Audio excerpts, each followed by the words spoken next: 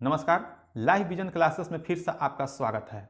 आज हम आप सभी के लिए लाए हैं बीएससीबी बोर्ड 10th बायोलॉजी के 40 ऑब्जेक्टिव प्रश्न। देख सकते हैं 40 ऑब्जेक्टिव प्रश्न जो 2025-26 एग्जाम में पूछा जाएगा। 100% गारंटी है कि इससे अगर 40 प्रश्न अगर आप तैयार कर लेते हैं तो कुछ प्रश्न आप एग्जाम में देखने को जरूर मिलेगा।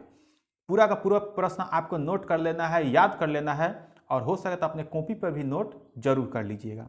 प्रश्न देख सकते हैं कि हम लाए हैं जो प्रश्न क्या है, बायोलॉजी से 40 ऑब्जेक्टिव यानी वीवीआई प्रश्न है। बायोलॉजी का क्वेश्चन आज हम आप सभी के लिए लाए हैं।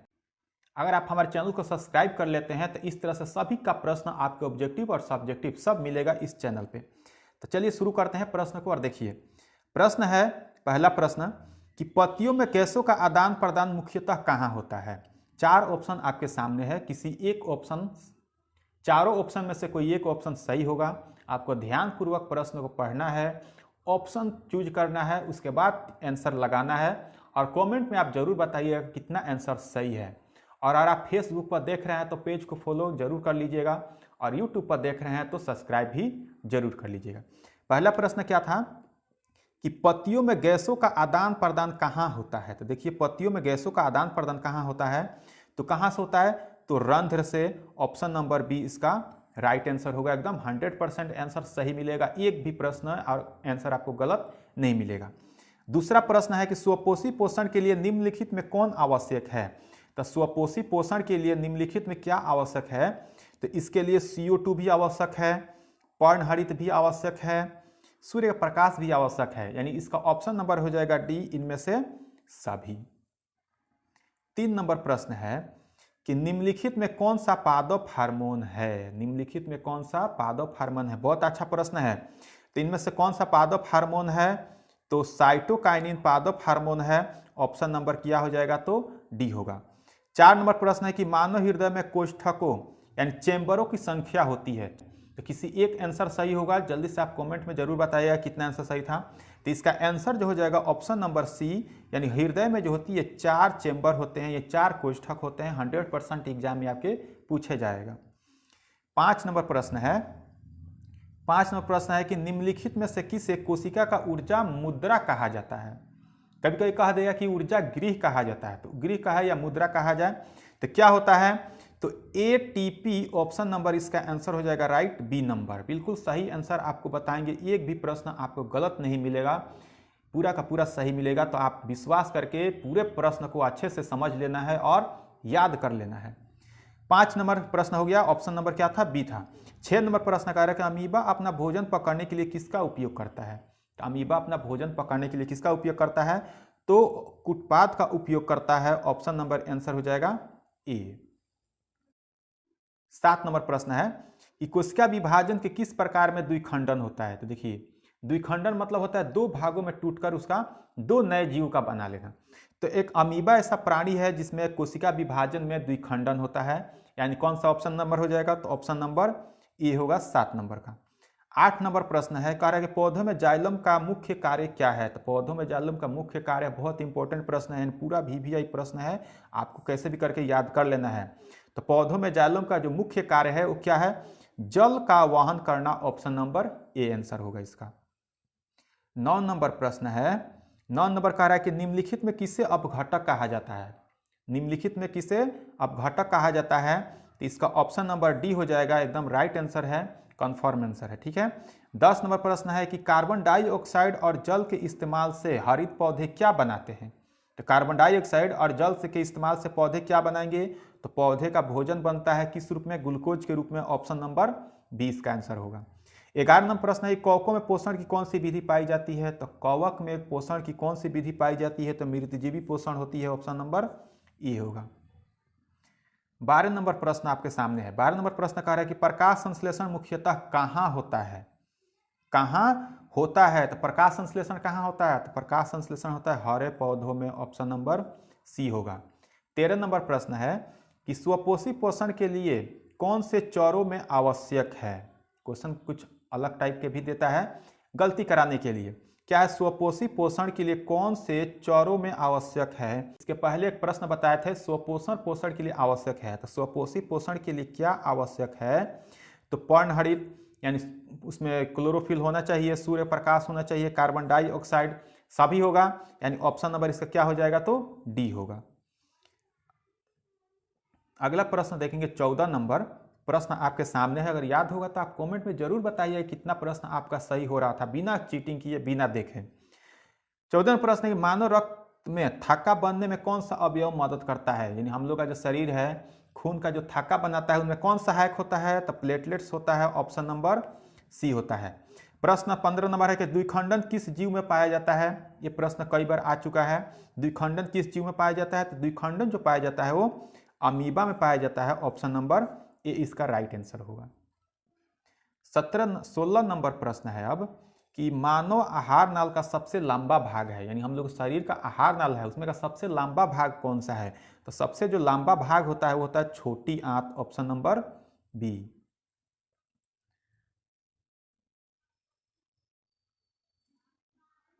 प्रश्न संख्या 17 नंबर कह रहा है कि एक कोशिकीय जीवों में अधिकांश पोषण किस रूप में होता है, क्या होगा, तो ये अधिकांश जो पोषण होता है वो होता है परपोषी, ऑप्शन नंबर इसका बी राइट आंसर होगा। बिल्कुल आपको सही आंसर बताया जा रहा है, एक भी गलत आपको नहीं मिलेगा।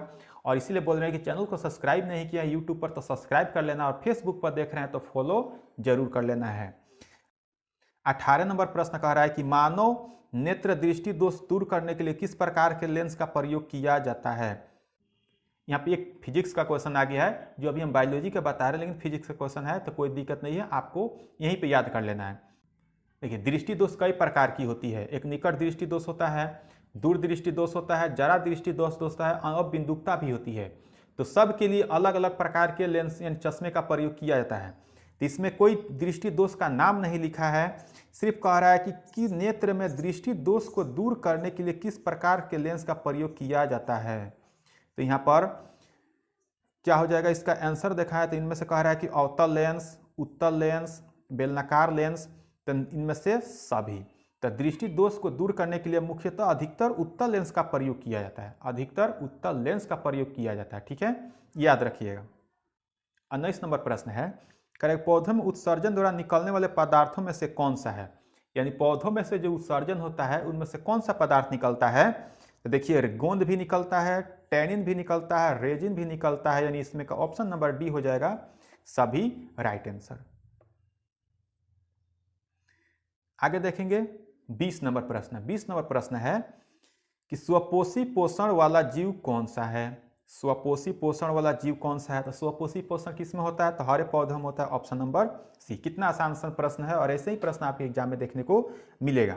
21 नंबर प्रश्न है कि पानी में रहने वाले जंतु का रक्तचाप अन्य जंतुओं की तुलना में क्या होती है, कम होती है, यानी जो पानी में जीव रहते हैं उनका रक्तचाप अन्य जीव की तुलना में क्या होती है, कम होती है, ऑप्शन नंबर इसका सी आंसर होगा। 22 नंबर प्रश्न है कि जाइलम वनस्पति जंतु में मुख्यतः किसका वहन करता है। तो जाइलम जो होता है वनस्पति यानी पौधों में किसका वहन करता है, तो ये वहन करता है जल का, ऑप्शन नंबर 20 का आंसर सही होगा। 23 नंबर है कि प्रकाश संश्लेषण में उत्पाद क्या निकलता है। जब प्रकाश संश्लेषण होती है तो उत्पाद के रूप में क्या निकलता है, तो क्या निकलता है, तो ऑक्सीजन निकलता है, क्योंकि पौधे में प्रकाश संश्लेषण होता है और ऑक्सीजन निकलता है। 24 नंबर प्रश्न है कि मानव शरीर में रक्त को पूर्ण शरीर में पंप करने का मुख्य कार्य किसका है। तो यहाँ पर अगर हृदय होता है तो हृदय लगाते, लेकिन हृदय के भागों का दे दिया है कि फेफड़ा, निलय, अलिंद। इसमें से जो निलय होता है, निलय, ऑप्शन नंबर बी, ये क्या करता है कि हमारे शरीर में रक्त को संपूर्ण शरीरों में पहुंचाता है, किसके द्वारा, तो निलय के द्वारा, ऑप्शन नंबर बी हो जाएगा। बहुत महत्वपूर्ण प्रश्न है, याद कर लीजिएगा। 25 नंबर प्रश्न देखेंगे, कोशिका विभाजन के समय अधिक संख्या में किसमें पाई जाती है। तो कोशिका जो विभाजन होती है वो अधिक क्या होती है, तो 2n के रूप में पाई जाती है, 2n स्क्वायर के रूप में पाई जाती है, ऑप्शन नंबर बी इसका सही होगा। 26 नंबर प्रश्न है कि पौधों में प्रत्येक पत्ती में मौजूद छोटे छोटे छिद्र को क्या कहते हैं। तो पत्तियों में जो छोटा छोटा छिद्र होता है उसको रंध्र कहा जाता है, ऑप्शन नंबर बी आंसर हो जाएगा इसका राइट आंसर। 27 नंबर प्रश्न है कि आनुवांशिक एवं जैव विकास अध्ययन में स्वरूप की अवधारणा किसके द्वारा दी गई थी। यानी आनुवांशिकी एवं जैव विकास के अध्ययन में स्वरूप की अवधारणा किसके द्वारा दी गई थी, मेंडल के द्वारा दी गई थी, ऑप्शन नंबर डी।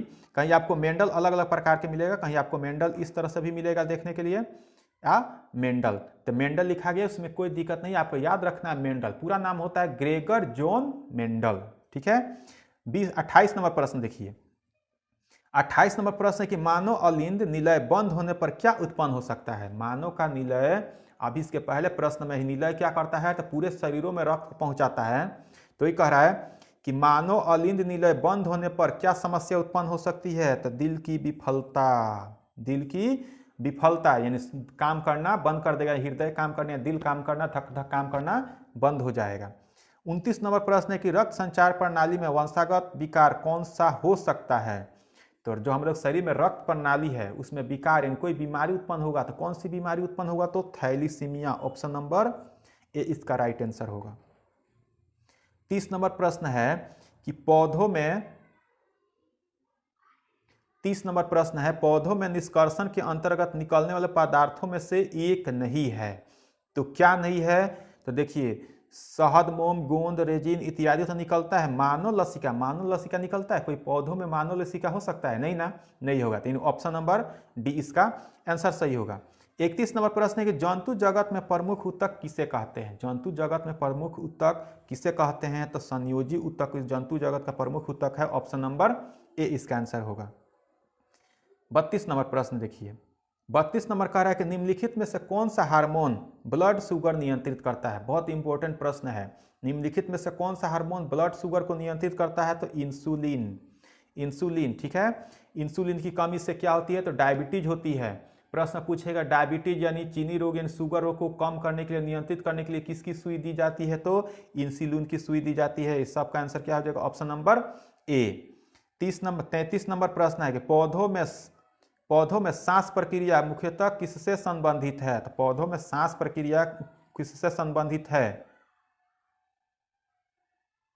तो देखिए क्या है कि वो CO2 का उत्सर्जन। तो पौधे जब सांस लेते हैं, जैसे हम लोग सांस ले रहे हैं तो हवा में ऑक्सीजन को ग्रहण करते हैं, कार्बन डाइऑक्साइड छोड़ते हैं, इत्यादि को ग्रहण करते हैं, छोड़ते हैं, सब प्रक्रिया चलती है।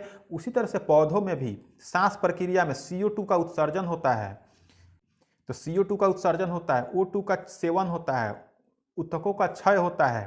तो इन सभी प्रक्रिया हो रही है, तो क्या हो जाएगा, ऑप्शन नंबर डी इसका राइट आंसर होगा। सभी प्रश्न इंपॉर्टेंट है। हमारे चैनल को सब्सक्राइब जरूर कर लेना है, फेसबुक पर देख रहे हैं तो फॉलो भी जरूर कर लेना है, और एक लाइक तो जरूर बनता है, और कमेंट में आपको बताना ही है कि कितना प्रश्न हमारा सही था। 34 नंबर प्रश्न है कि निम्नलिखित में से कौन सा चित्रात्मक जीव जनन विधि में नहीं आता है।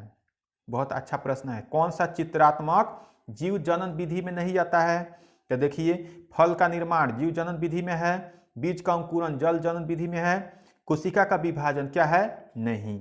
तो ऑप्शन नंबर सी हो जाएगा इसका राइट आंसर। अगला है 35 नंबर कि मानव नर्वस सिस्टम का मुख्य भाग है। तो नर्वस सिस्टम सुनता होगा कि दिमाग नर्वस हो गया है, दिमाग कहाँ है, मस्तिष्क के अंदर है। तो ऑप्शन नंबर कौन हो जाएगा, ए क्या, मस्तिष्क इसका राइट आंसर होगा। 36 नंबर प्रश्न देखेंगे कर कि मानव जीव में कौन सा अंग कोशिका को ऑक्सीजन और भोजन पहुंचाता है। तो मानव जीव में कौन सा जो ऐसा अंग है जो हमारे पूरे शरीर के कोशिकाओं को ऑक्सीजन और भोजन पहुंचाता है, तो क्या है, आंसर हो जाएगा हृदय। यानी हृदय ही हमारा क्या करता है, पूरे शरीरों में खून को पहुंचाता है, खून में ही ऑक्सीजन और भोजन होता है। ऑप्शन नंबर क्या हो जाएगा, तो ए होगा। प्रश्न है 37 नंबर कह रहा है कि यदि जांघ यानी थाई की नस रुक जाए तो क्या होगा।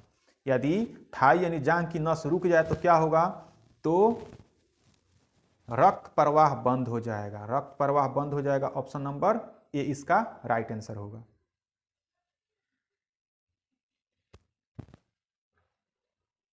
38 नंबर प्रश्न है कह रहे कि निम्नलिखित में से कौन सा जीवाणु जनित रोग नहीं है। निम्नलिखित में कौन सा जीवाणु जनित रोग नहीं है, तो देखिए गोनोरिया जो होती है जीवाणु के द्वारा होता है, सिफिलिस भी होती है जीवाणु के द्वारा होता है, डी इनमें से कोई नहीं कह रहा है तो होगा ही नहीं, क्या हो जाएगा, मस्सा। देखेंगे मस्सा कहीं पे शरीर पे कहीं पे भी निकल सकता है, वो जीवाणु जनित रोग नहीं है, तो क्या हो जाएगा इसका आंसर, ऑप्शन नंबर सी यानी मस्सा। 39 नंबर प्रश्न है कि पौधों में पर्णहरित कहाँ पाया जाता है। तो पौधों में पर्णहरित कहाँ पाया जाता है जिसके कारण पौधे हरा होते हैं, तो कहाँ पाता है, क्लोरोप्लास्ट में। Option number A. 40 नंबर प्रश्न लास्ट प्रश्न आपके लिए है कह रहा है कि मानव में श्वसन अंग कौन सा है। मानव में श्वसन अंग कौन सा है, तो फेफड़ा, यानी हम लोग फेफड़े के द्वारा ही सांस लेते हैं, इसलिए क्या है, श्वसन अंग है। आपको हम 40 प्रश्न ऑब्जेक्टिव करा लिए हैं, जो बहुत महत्वपूर्ण प्रश्न है 2025 यानी 26 के एग्जाम के लिए। ऐसे प्रश्न पाने के लिए हमारे चैनल को यूट्यूब पर सब्सक्राइब कर लेना है, और फेसबुक पर देख रहे हैं तो फॉलो जरूर कर लेना है, और वीडियो को लाइक जरूर कर देना, और दोस्तों के पास भी शेयर जरूर कर लेना है।